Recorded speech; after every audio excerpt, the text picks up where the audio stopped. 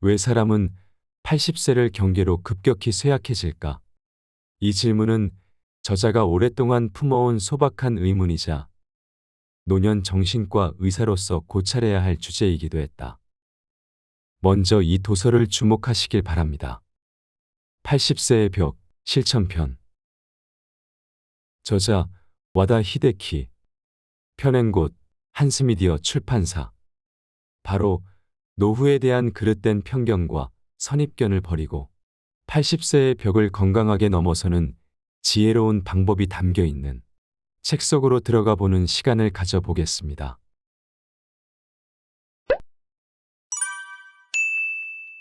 첫 번째, 의사가 처방한 약을 절반 버리는 용기를 갖는다.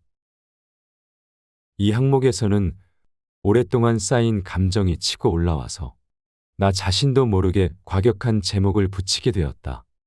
담당 편집자가 선생님 괜찮을까요? 라고 물을 정도였다. 하지만 이것이 거짓없는 내 속마음이다. 나 역시 평소 고혈압 약을 먹고 있으며 필요 없다고 생각되는 약은 버리고 있다.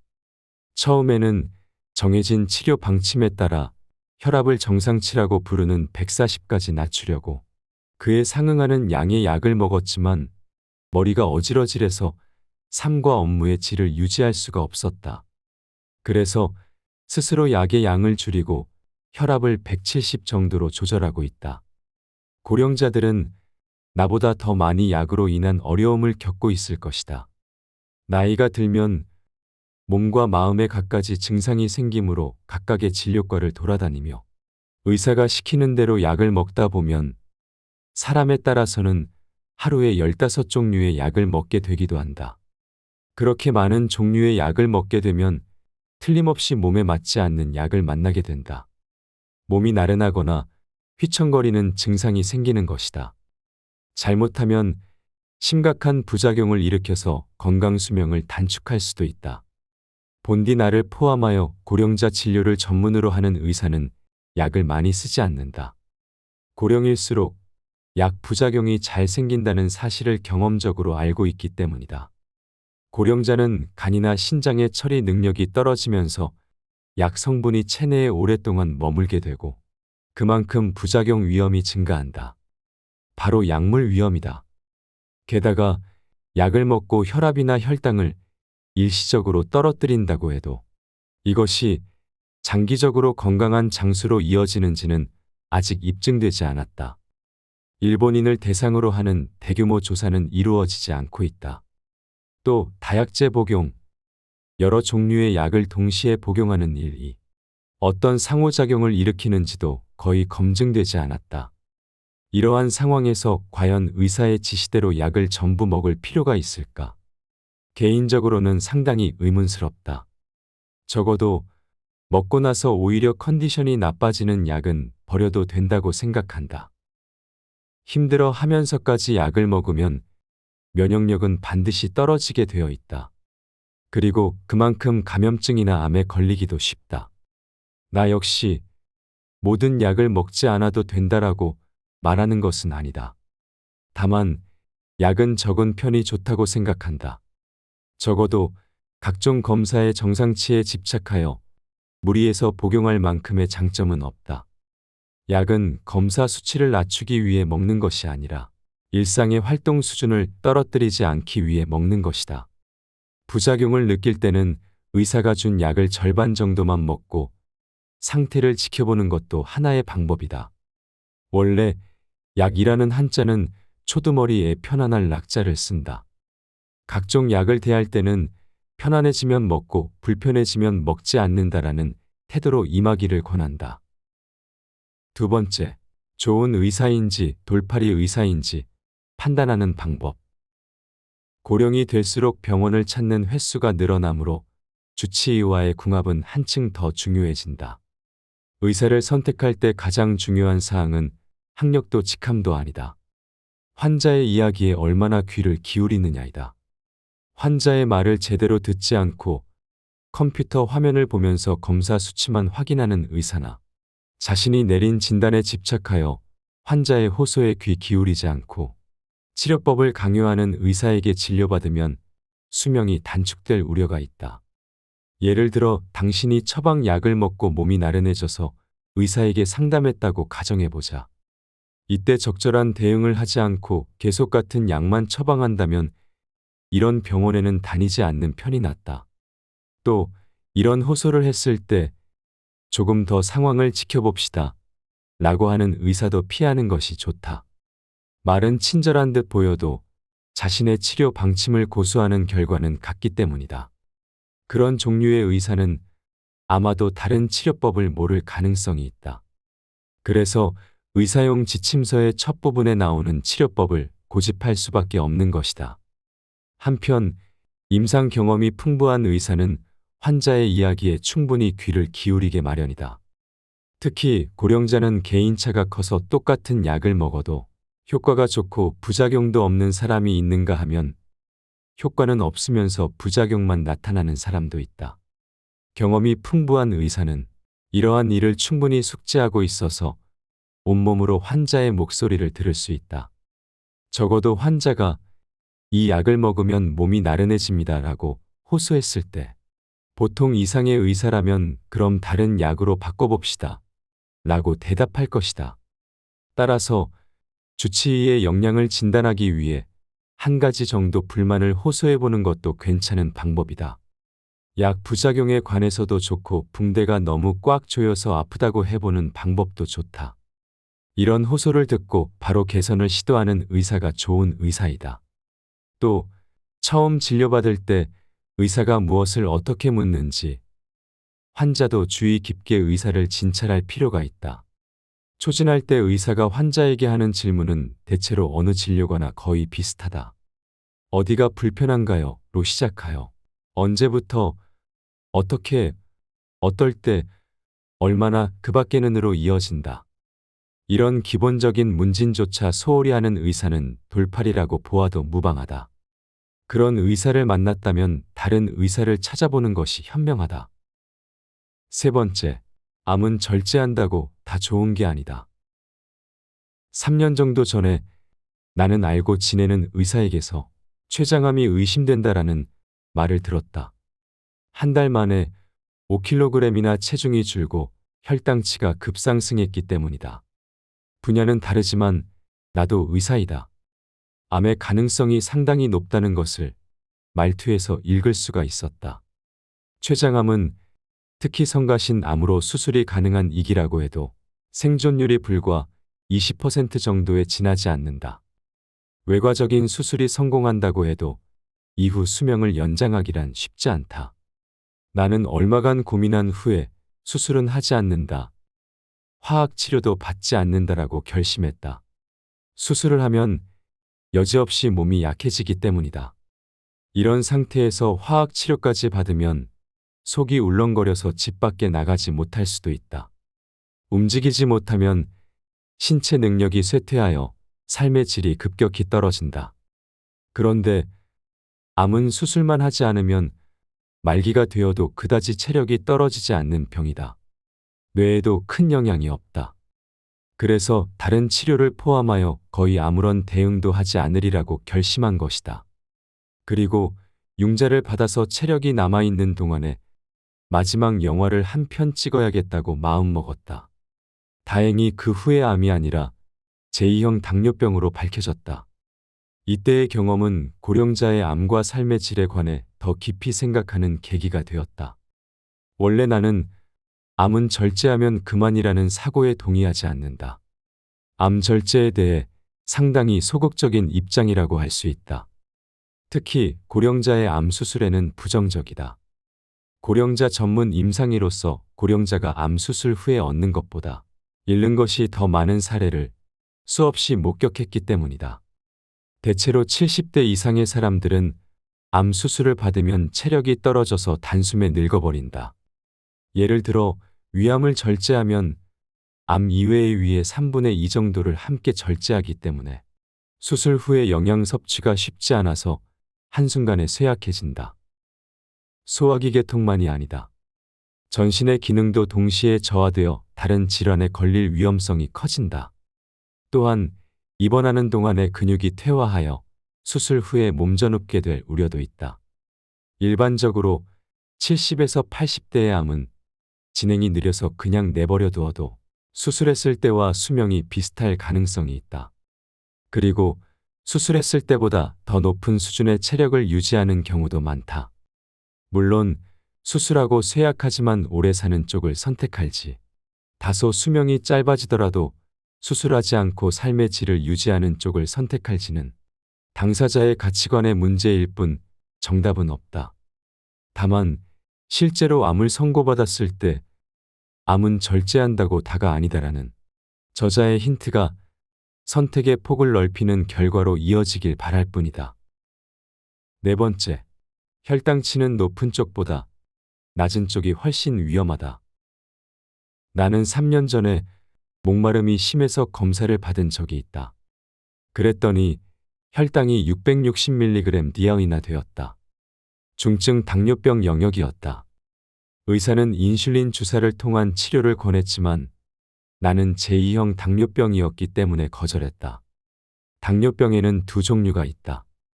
1형 당뇨병은 인슐린이 분비되지 않으므로 인슐린 주사가 필요하다.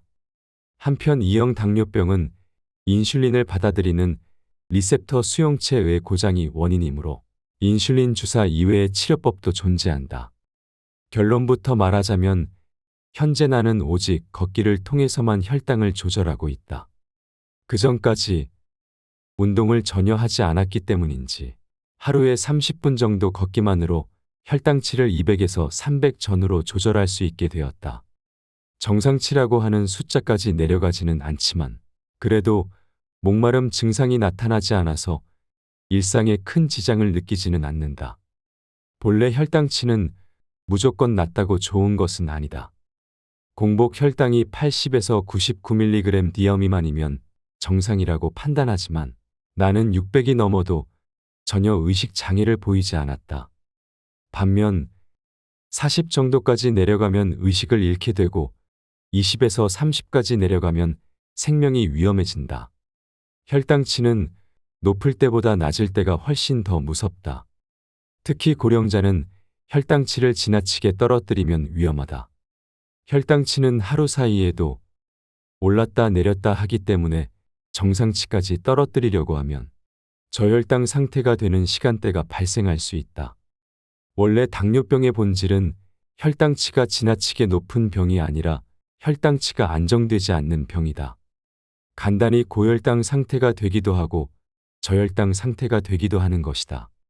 그리고 저혈당이 되는 시간대에 혈당치가 50보다 떨어지면 장기에 손상이 생길 위험이 커진다. 또한 만성적인 저혈당 상태가 되면 몸이나 뇌의 활성도가 떨어져 휘청대거나 온종일 멍한 상태에 빠지게 된다. 뇌파를 측정해보면 깨어있는 상태에서도 느린 파라고 하는 수면 시에 뇌파를 보이는 사람들이 증가하고 있다. 나는 고령자의 교통사고도 당뇨병 등의 약에 의한 혈당치의 지나친 하락이 원인 중 하나가 아닐까 우려하고 있다. 그리고 혈당치가 낮으면 알츠하이머병에 걸릴 위험이 높아진다. 혈당치가 떨어지는 시간대에는 뇌에 영향이 도달하지 않기 때문이다. 다섯 번째, 엘리자베스 여왕이 아름답게 장수했던 비결은 단백질. 지난해 타계한 영국의 엘리자베스 여왕은 몇몇 건강 신조를 하루도 빠짐없이 실천했다고 전해진다. 외신 보도에 따르면 여왕은 무엇보다 규칙적인 생활을 중시했는데 밤 11시에는 잠자리에 들고 아침 7시 반에 기상하여 8시 반경에는 식사를 했다고 한다. 운동은 말 애호가답게 승마를 매일 한두 시간씩 즐겼고 또 하루 30분 정도의 스트레칭도 잊지 않았다. 그리고 음식은 필요한 양의 단백질을 섭취했다고 한다. 단백질과 채소, 과일을 넉넉히 섭취하려고 신경을 썼고 회식이 없는 날의 점심에는 치킨이나 생선구이를 먹을 때가 많았다. 여왕의 건강 신조 가운데 가장 눈길을 끈 부분이 바로 의식적인 단백질 섭취이다. 여왕이 만년에도 아름다운 자태와 예리한 판단력을 유지하고 96세까지 건강하게 장수한 비결도 충분한 단백질 섭취가 주된 이유였을 것이다. 단백질은 내장, 근육, 피부 등 인체를 형성하는 주성분이다. 따라서 단백질이 부족하면 내장 기능이 떨어질 뿐만 아니라 근육이 감소하고 피부 결이 나빠진다. 또한 단백질은 면역항체, 호르몬, 효소처럼 인체를 관장하는 주요 물질의 재료이다. 그래서 단백질이 결핍되어 면역항체 등을 만드는 재료가 부족해지면 면역 기능이 저하된다. 널리 알려진 바와 같이 고령자는 폐렴이 악화하여 사망에 이르는 경우가 많은데 젊은 사람보다 폐렴이 쉽게 중증화하는 이유 중 하나도 단백질 부족에 따른 면역력 저하 때문이다. 반면 단백질을 충분히 섭취하는 사람은 엘리자베스 여왕처럼 건강히 장수할 수 있다. 여섯 번째, 고기는 저녁 식사가 아니라 아침 식사로 먹는다. 영화배우 성룡은 1954년생으로 머지않아 고위가 되는 나이인데도 아직 젊음을 유지하고 있다. 물론 홍콩 영화에 출연할 때처럼 전편 대역 없는 액션을 하지는 못하겠지만 지금도 높은 운동 능력을 유지하고 있음이 분명하다. 성룡에게 안티에이징 노화 예방에 관해 조언하는 클로드 쇼샤 박사라는 프랑스 의사가 있다. 클로드 박사는 안티에이징 의학의 세계적인 권위자로 나 역시 이 분야에서 오랜 가르침을 받고 있다. 클로드 박사의 연구 주제 중에 타임리 뉴트리션이라는 것이 있다. 뉴트리션은 영양이나 영양학이라는 뜻이고 타임리 뉴트리션은 시간 영양학으로 번역되는 연구 분야이다. 간단히 말해 아침, 점심, 저녁으로 무엇을 먹어야 몸에 좋을까? 노화는 늦출 수 있을까?에 관한 연구이다. 원래 인간의 장기, 특히 소화기 계통은 하루 24시간 똑같은 속도로 일하지 않는다. 각각의 장기에는 활발하게 활동하는 시간대와 그렇지 않은 시간대가 존재한다. 이를테면 간은 일찍 일어나는 장기로 아침에 왕성한 활동을 한다. 그래서 클로드 박사의 연구에 따르면 고기는 오전에 먹어야 건강에 좋다고 한다. 간 활동은 아침에 활발해서 육류에 포함된 단백질을 소화하고 흡수하기 쉽기 때문이다. 반면 밤에는 간의 활동이 둔해지므로 저녁에 고기를 먹으면 단백질을 충분히 흡수하기 어렵다. 그렇지만 대다수 사람이 아침부터 스테이크나 고기를 구워 먹기란 쉽지 않을 것이다. 따라서 햄을 넣은 계란 프라이, 돼지고기를 토핑한 샐러드, 고기를 넣은 국수처럼 고기를 추가하는 방법을 궁리해 보기를 권한다. 또한 클로드 박사의 연구에 따르면 단 음식은 오후 3에서 4시경에 섭취하는 것이 좋다고 한다.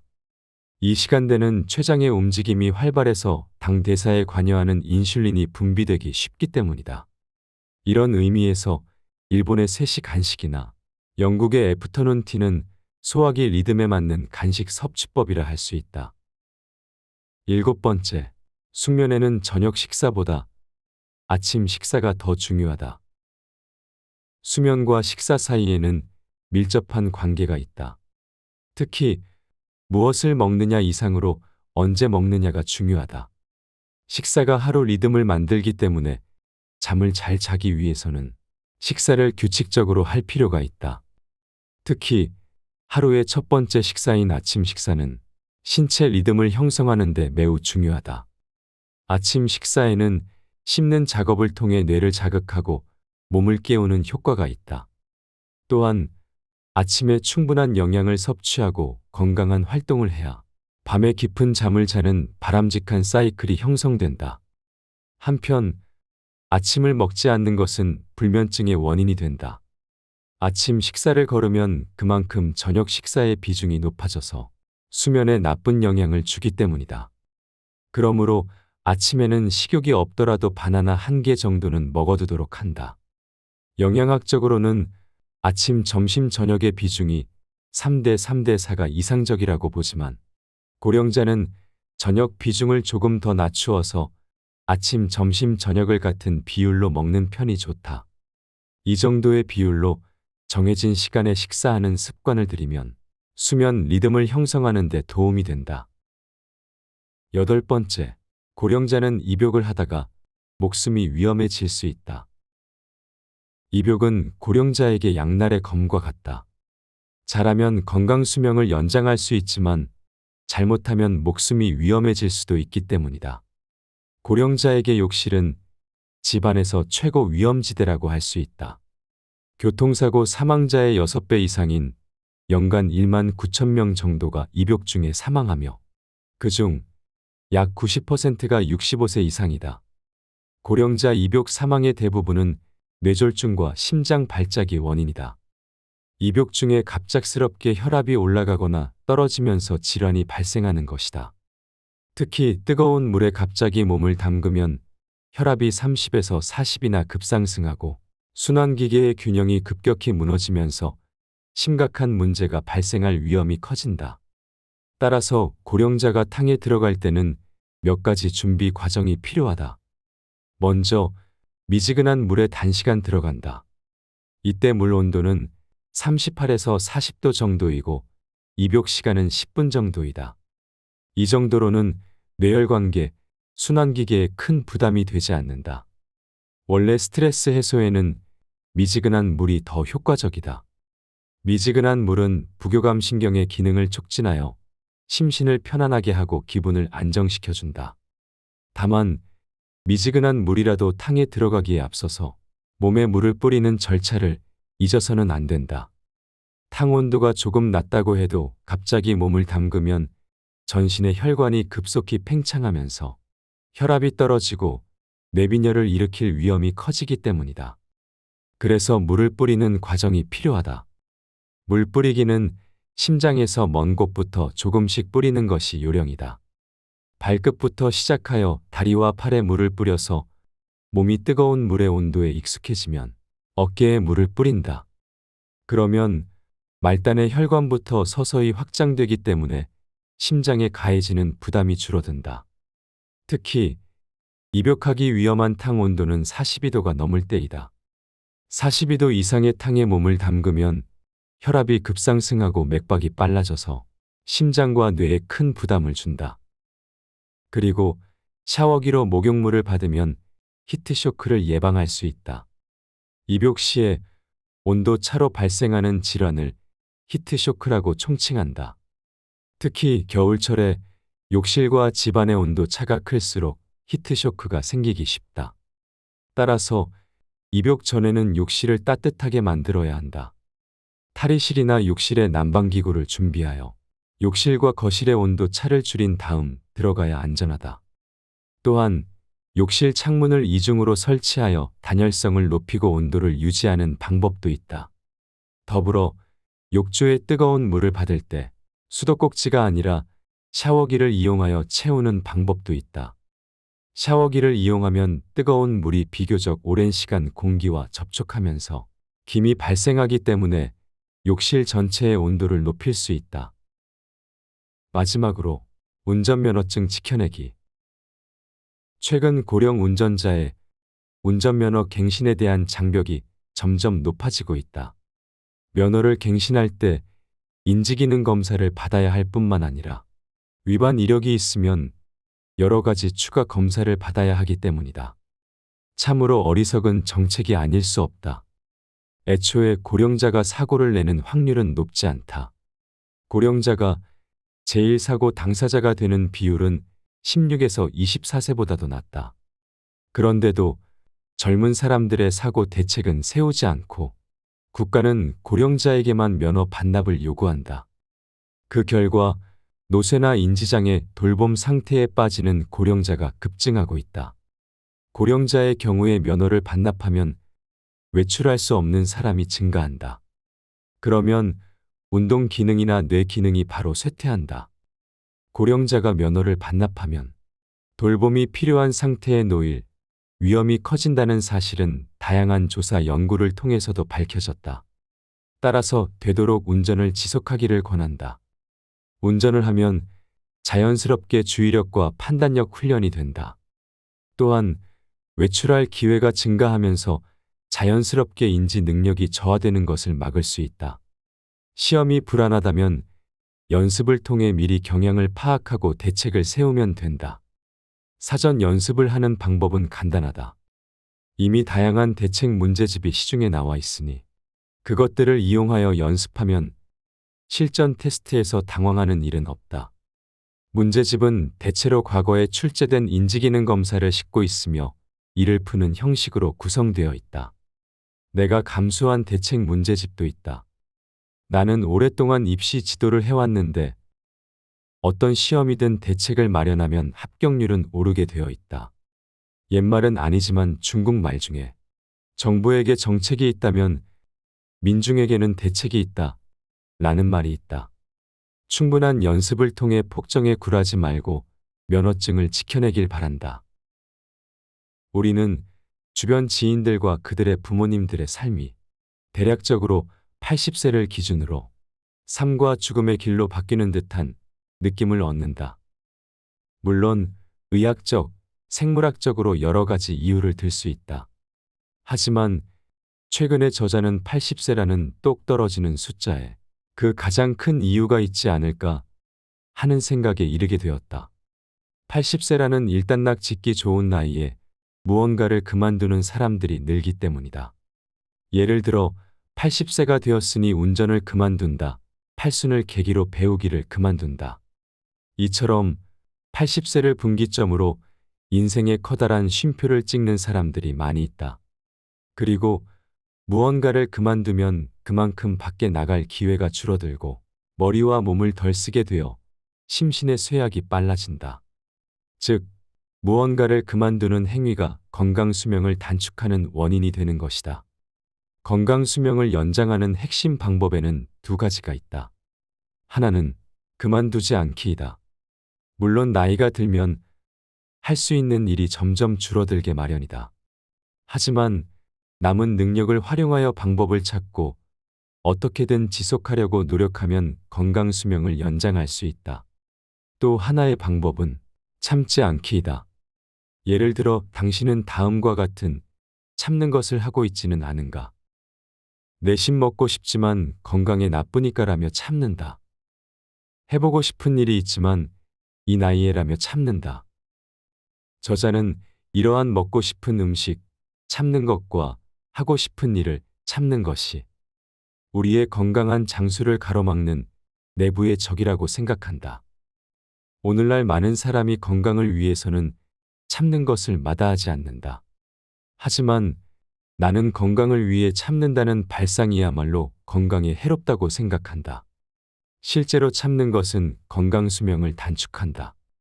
불필요한 인내는 NK세포의 활성도를 둔화시키고 면역력을 떨어뜨려 암과 같은 심각한 질환을 초래할 위험이 커지기 때문이다. 사람의 몸은 불확실성으로 가득해서 참는 것이 효과적인 경우도 물론 있다.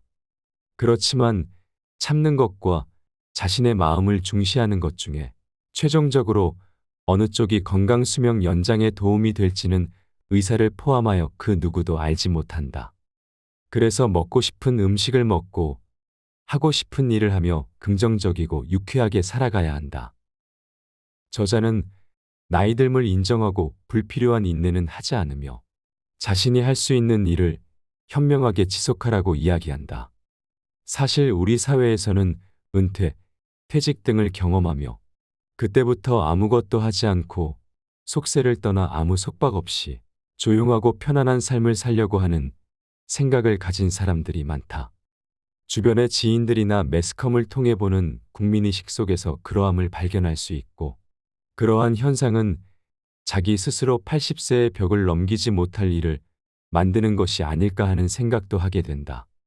인간은 오랜 과거부터의 꿈과 희망으로 영원한 삶을 꿈꿨지만 그 어떤 방법으로도 노화와 죽음에 이르는 길을 멈추질 못했다.